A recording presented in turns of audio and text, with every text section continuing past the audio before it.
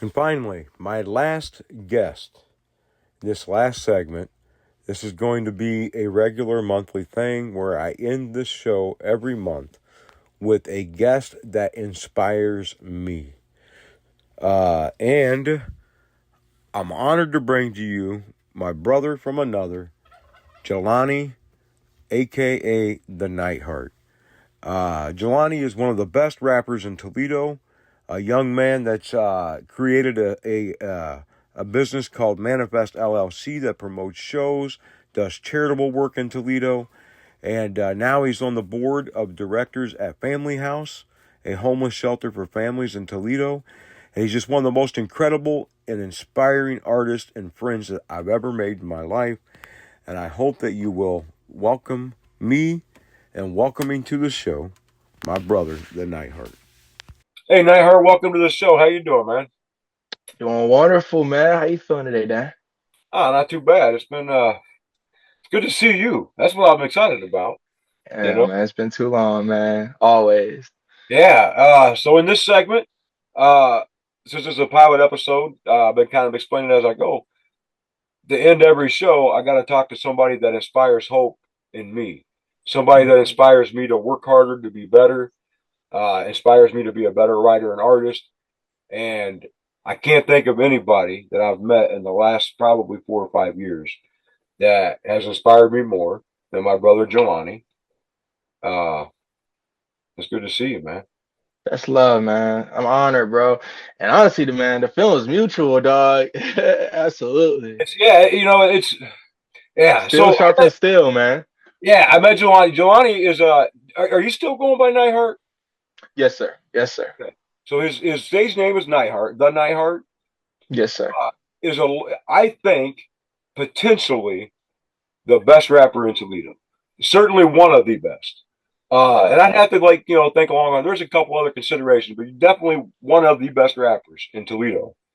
Love, man. Nightheart has been rapping since an early young age. Has traveled the Midwest extensively, opening for some big names and headlining some big shows. And today, tell us when did you start like getting into spoken word and rapping? So my inspiration for hip hop really comes young. I loved hip hop growing up. My mom was an MC and I listened to her album growing up. That was really inspiring. I always loved hip hop culture, but I really didn't have much to say until we became homeless when I was young. I went through an extensive period of homelessness, bouncing around, living out of a duffel bag for a very long time during my formative years. And that was pretty much where I found writing. Like it became my outlet and a space for me to find a way to self-express when I felt very alone and very emotionally broken, and so I started with poetry and spoken word and being young, I started like I was like 14, 15 when I started really taking it serious. And then I was like, man, honestly, I didn't really think no one would take me serious as a poet at first, being so young. So I was like, what would be cool if I put it over beats, and I started rapping. And so all of my early raps were just poems that I just converted into raps. And from there, songwriting started, right? Songwriting evolved from that. And I started just loving it, man. Like I performed pretty young, and the first time I performed my music and someone saw me and they and heard me, like I actually felt seen. It changed my life, man. It changed my life. And the moment that what I made connected with someone and brought something out of them, that was the second layer of like, oh, like not only is this transformative for me, but what I can do is transformative for someone else too. It's a go. And so the music just kind of spiraled from there, man. It's been a long marriage with this music shit. So you started writing spoken word and rap lyrics and putting it over beats and stuff at a young age, living in a very unstable environment. Mhm. When did you hit the stage for the first time? At what age? I was 13 when I hit the stage for the first time. When let's say when I started performing original content. I was like in like elementary school, they would let us cover rap songs and like for the talent show. So even in elementary school, I was rapping at the talent show. I just wasn't performing my own stuff. So it's always been gravitating around me, but it really wasn't until I turned 13 that I hit the stage and did my own thing. So at 13, in the middle of this unstable environment, you are rapping on stage in front of crowds. Hmm. Uh, Man, that's incredible. Uh, I don't know when did your first album come out? So, I dropped my first like mixtape on like SoundCloud on the Underground when I was about 15. And then I linked up with In Session Productions, Corey Todd, a mutual friend of ours, shortly after. And I think I released my first project with him when I was what, 16? So I was still pretty young when I started working with Corey and we produced my first like project. That one's not on music streaming, but that was the first thing we ever did together.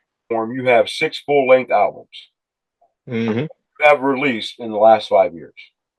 Hmm. The latest of which is Fangs that came out Hmm. last year. Yes, sir. Uh, but six full length albums in 5 years. Hmm. It's prolific and it's good. I I did Appreciate like a little refresher. I hadn't listened to Fangs much lately. So I you. gave myself a refresher today. I listened to Fangs a couple times through today, and then I went back and listened to all the albums you have on my Hmm. Hmm. music platform, and I can see the progress. I can see, but yeah, that's prolific, man. I appreciate you, man. Yeah, it's been an evolutionary process for sure. It's been experimenting, figuring it out. I've openly put my growth on these platforms. So, I know I've grown a lot and evolved a lot as a musician, but I'm not afraid for people to see the process, like I want people to go and see, oh, like this is where he came from, this is how he got to here. Because this next album and what I'm working on now is even, more confident, but when I'm inspired by creatives, man, I'm inspired by creatives and being surrounded by people like Corey and musicians like Zach early on really helped put the gasoline in my back. Yeah. So beyond the six full length albums in 5 years, one of the things that really inspires me even more than the incredible story that Knightheart has just told us, uh, is once you like got through that first couple albums, like I can't remember, like it was just a few years ago. Like I've known you, I think 4 or 5 years now. Hmm. In the first year or two I met you, you were asked to go back to Family House and Hmm. talk, and then you started doing benefits like with through some of your concerts. So talk to us about so during the unstable periods of your youth, your family lived at Family House, correct? Yep. Uh, Leading families. Oh, go for it, man. What are you about to say? I was going to say, and then you got asked to come back and like speak at one of their big events. So tell us a little bit about Family House, will you? Absolutely, man. Leading families home played a big part in my family gaining stability and kind of being like a string line during our homelessness for a while. Community support's really difficult, and when you fall below the waistline, man, there's not a lot of institutions or people out there who really honestly care, and so luckily, leading families home were there when a time when we really needed them and was kind of the beginning of us transitioning back into what we call normalcy, I guess. And so as soon I started really like writing like songs and poems in the shelter. Like I remember distinctly writing songs in the shelter, and those were the songs I went to go perform too, So it was a very personal relationship. And when I got to a point where I saw like there was some form of like tangible resources I was making off my music, I wanted to do something, right? I can't do everything. I'm not a millionaire, but if I can make a small drop in the bucket to help somebody out, that definitely meant a lot to me. And developing that relationship with them, I've been invited to be a part of the board now, so I'm a part of helping kind of assist on more of a macro scale now, which is different for me. I was on behind the scenes just trying to help, but now I'm more involved now and trying to take on a more leadership involvement with it. And so that's been a change as well. But man, it's a blessing, man. I'm grateful be anywhere in the ecosystem, and especially considering I started off as a part of the shelter system, you know? Man, I didn't know that you were on the board now. Congratulations, brother. I'm so proud of you, man. Thank you, man. That's beautiful. Appreciate you, man. That's Thank you. and that, and I think, and then I heard, and I were talking before we started recording briefly about, like a mutual admiration for seeing people trying to do good, man. And that was like the first thing when I met you. I was like, man, this is a human, despite anything else going on, that's trying to like do good and like spread love and like give back to the community, man. And that's, I think about, and I know you understand what I'm talking about. Some of my favorite artists in the hip hop genre. And people are always shocked, first of all, that a guy looks like me is like loves hip hop. But I love Yes, art and sir. music. But also I tell them, I'm like, I grew up an angry kid in the projects in the 80s and 90s. Of course I love rap, like Mm-hmm. but Heard. some of my favorite, even hip hop artists, my favorite artists in general are some of those like tough guys, tough people that survive like those tough environments or tough beginnings, but then they grow up to not only be that tough guy or tough person survivor, but they have like an empathy. Mm. And like, you know what I'm saying? Like an Yeah. underlying, it's like that rose in concrete. It's like a beautiful Mm. thing to watch somebody grow up to be kind and empathetic, but have that tough exterior. And I Mm. think that your rap and you and your and what and who you are really embodies that for me, man. I appreciate that, man. I definitely appreciate that, man. I you got to develop a suit of armor. That's where Nightheart came from. Developing a suit of armor around the heart. But keeping the heart as much as you can. But you got to protect your heart too, and you got to have a suit of armor, especially in this world, man. I will say, man. Ooh, sometimes I'm a little sensitive, man. I think that's the artist in me. You know what I'm saying? Being able to feel the world and to understand and to see things and to just want to play a part in it, man. Like I am human. I'm not perfect, and I want people to know that. And I want me not being perfect to be the reason I'm able to connect with people. I think everyone deals with their own battles. And I think the most human thing you can do is just connect with the fact that everyone's struggling with something, and no one's got the answers. No one's got the answers. But if we can all kind of help each other along the way, man, we can go a lot further. Like, seriously. Like, Yeah. Uh, Talk to me about so what the Nightheart. At what age did you develop that stage name? so it took me about like the first year. I think I started like really taking the Nightheart serious around 14, 15. I started off with a whole other rap name. It was terrible. It was terrible. But I thought people wouldn't take Nightheart serious. I thought people would think it was corny at first because it was different than what a rap name should have been. And it took me a long time to grow into it. Honestly, I was so much younger than a lot of the other rappers in the scene with this weird name talking in poetic hieroglyphics. I knew that I was just this outlier that no one was going to take serious. So I thought if I took on another name that maybe other people would, respect me more. But I've grown into it and I've loved the stage name. I prefer Jelani personally because Nightheart's grown to become more of something that I feel like represents anyone involved within it. Whether it's J-Ro playing guitar, whether it's someone doing merch, whether it's my DJ. Like I look at it as all like we're all Nightheart, and I'm just Jelani, and I am the big part of the Nightheart. I may be the front man, I may be the brains, but I can't do this alone. I can't do this alone. So if I feel like everyone who's a part of this becomes the Nightheart when they get in part. Your last album came out last year. Your latest album, Fangs. Yeah. Yes, Uh, sir. Tell us about Fangs. So Fangs was like an experimental, man. It was us trying to play with some high energy, some high tempo. Most of the records off of Fangs are like live performance records. A lot of these ones are great for the shows. There were some records me and Corey were sitting on for a long time, and I was listening to them with Jay, and we were like, man, we gotta do something with this. So Jay laid some strings on them. we polished some of them up, and we were just like, yo, let's put it to the people. So it was something experimental and fun. We were playing with some high energy stuff on our way to this next project, which is going to be a lot more soulful and a lot more just personal. This one's going to be a lot more personal. But Fangs was just so we can turn up and have a good time, you know. Uh, so you got a new project you're working on now? Ooh, man, yeah, yeah. This one's means the world to me, man. This is my baby. This is my big baby.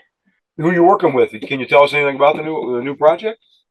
Ooh, man, we got some really dope collabs on this one, man. I got some bigger features on this one. I can't say who yet, man, but this is the first time like really working with some artists that are on like a whole different scale than me. And salute to just being in a position now to be working and collaborating with these kind producers and artists. And man, this was what really like, so it's called Faith Over Fear, and it's the philosophy of it is just giving people motivation and inspiration to maintain strong. I want to instill people in that philosophy to have faith over fear and life, have faith in themselves. And, fear is such a big blockage for so many people and doing the things they love, achieving their dreams and really just living their best life. And if they have faith and they lived in faith,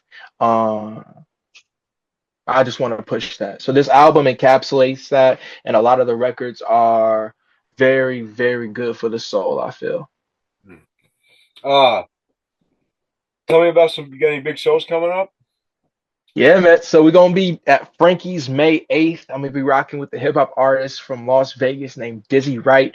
Super dope artist. Super excited to be working with him. I'm gonna be out in Fireside, Michigan in April 26th. It's gonna be a super dope show with the homies from the Michigan area. And then I'll be doing some shows this summer. They're not announced yet. I ain't gonna say nothing, but it's gonna be some dope stuff, man. Just trying to stay active, stay on the road, and connect with new people while I can, man. I got to open Mhm. for some rap shows that you did, Yeah, and man. I have gained some of the best fans that I never would have gained from reading at the library. You know what I mean? Yeah, man. And like you guys, like I've read with like punk bands a couple times and stuff, but reading with the hip hop artists really kind of changed my mindset to like, shit, I can read anywhere. Really, Facts, man. find the right Nah, people to man. mix in with your crowd. Like you can do this anywhere. You know? Yeah, man. That's real, man. We rock with you over here, man. Yeah, Anytime, man. You you you you. invited to the cookout anytime, Dan. Don't I worry. appreciate that, bro. I really do, man. It means so much to me. But you guys have really mixed in like different genres of art together too. Like you're not just Yeah, straight like a hip hop artist. Like you're more than yeah, that. But yeah. there's like We you've mixed hip hop with other bands. I've seen you do it at mm, Holland House a couple times with different mm, people. With me even. mm. Uh, Yep. I feel like there's a collaborative energy that comes from that makes all of us better.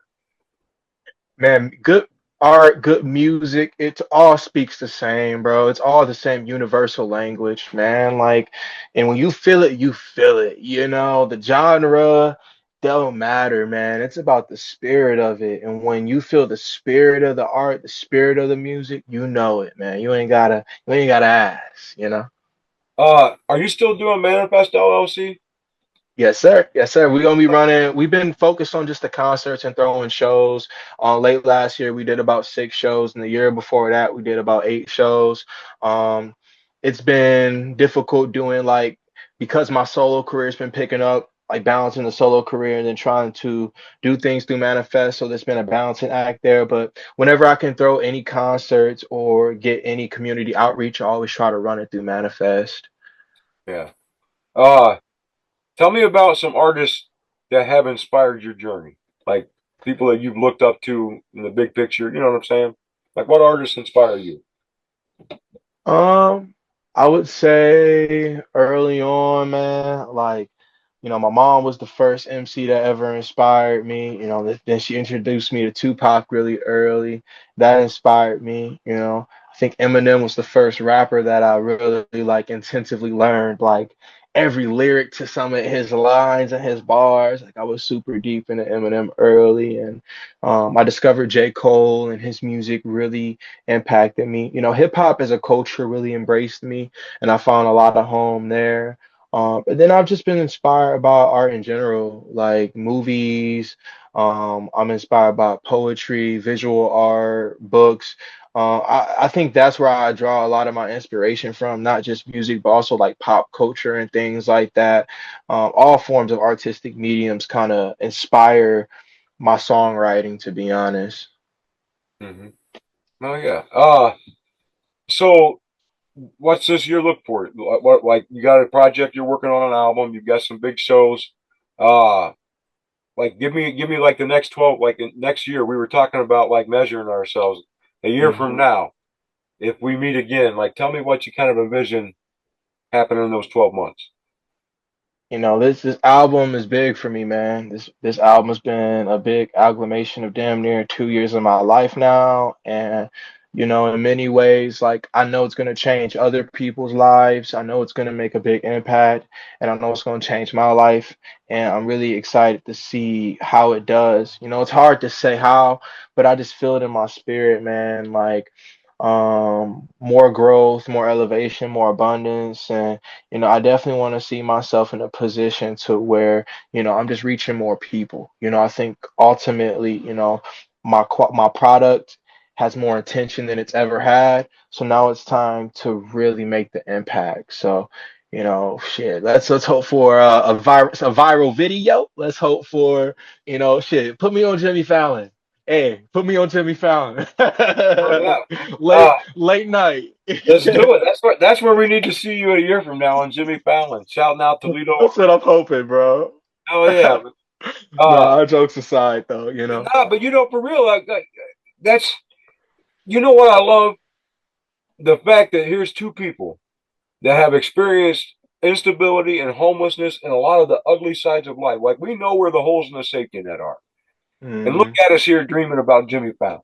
Look at You us here. know, come on. Most people where you come from don't get to have those daydreams. Dream big, Hmm. man. Fuck it. Like Yeah, everybody else man. said, why not? Exactly, man. Yeah, I man. hear you, brother. I hear you, brother.